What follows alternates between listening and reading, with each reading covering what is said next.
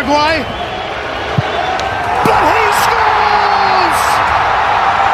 Paraguay! June 27th, 2018, Kazan, Russia. When the final whistle rang, the defending champions were out of the World Cup. At the group stage, Germany, four-time champions, gone before the knockouts for the first time in 80 years. And here's what nobody understood that night. It wasn't an accident, it was a symptom. 2022, group stage again. 2026, knocked out by Paraguay on penalties. The first penalty shootout Germany has ever lost at a World Cup.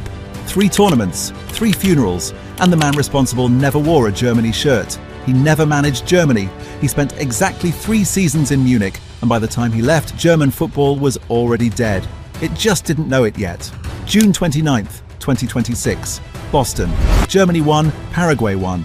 Penalties. Havertz, saved. Woltemade, saved. Tar, over the bar.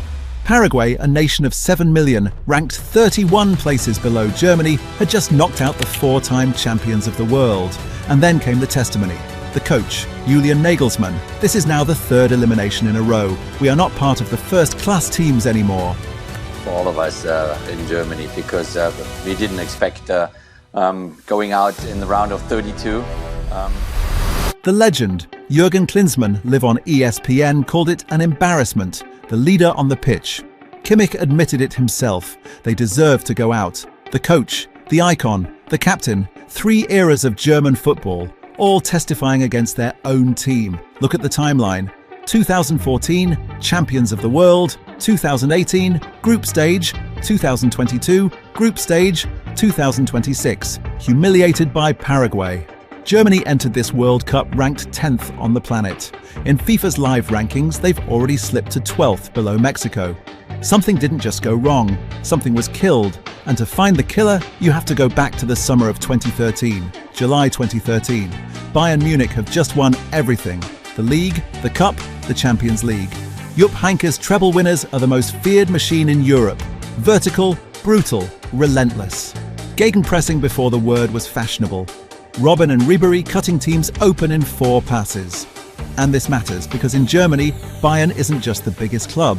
Bayern is how Germany plays football. In 2014, 7 of Germany's 23-man World Cup squad came from Munich. 6 Bayern players started the final. A Bayern player, Mario Götze, scored the winning goal. And it never stopped. 2018, 2022, the Euros in 2024, and again in 2026. Tournament after tournament, roughly a third of Germany's squad was built in Munich. Whatever Bayern becomes, Germany becomes. Now think about what that 2014 team did.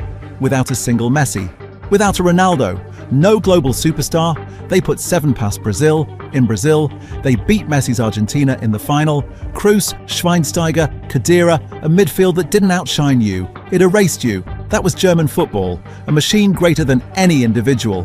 The machine won the World Cup in July 2014, exactly 1 year after a new manager walked into Munich. Everyone assumed he'd made Bayern better.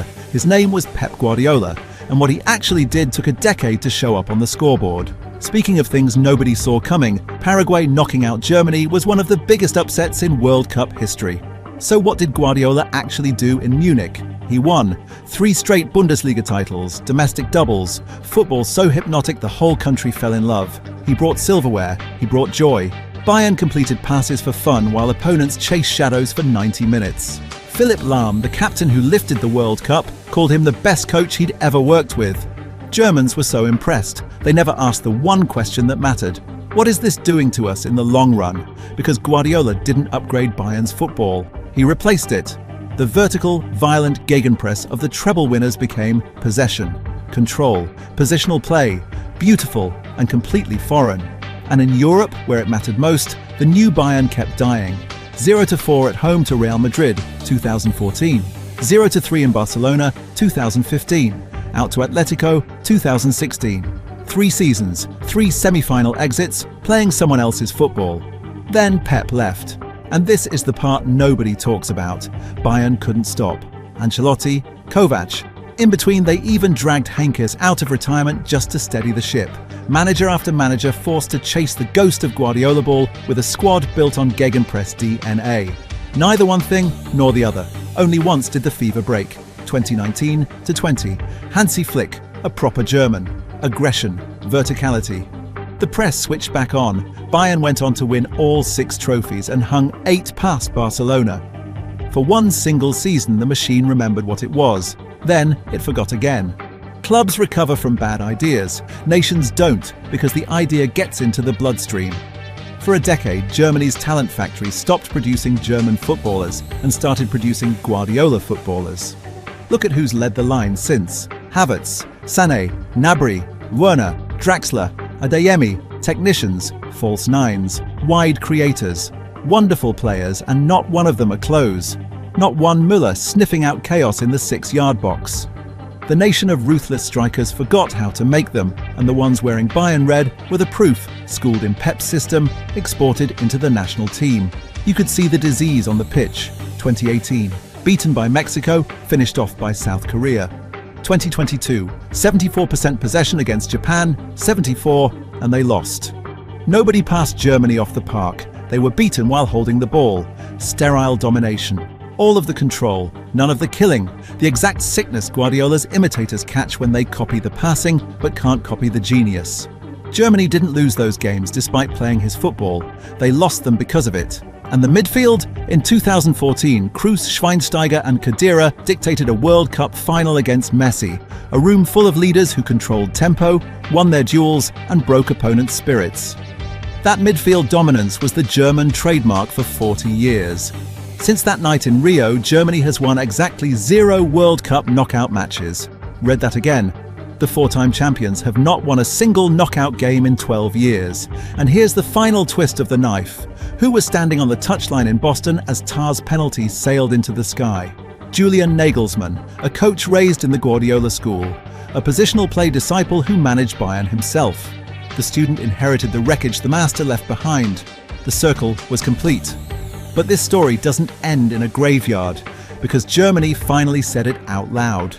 Nagelsmann is gone, and the DFB went straight to the one man who represents everything Guardiola isn't, Jurgen Klopp. Heavy metal against the orchestra, gegenpressing against possession, the last remaining soul who still speaks the old language. And understand this, Klopp isn't being hired as a coach. Reports say he's getting sweeping powers. The senior team, the youth system, the entire national playing identity. That's not an appointment, that's an exorcism.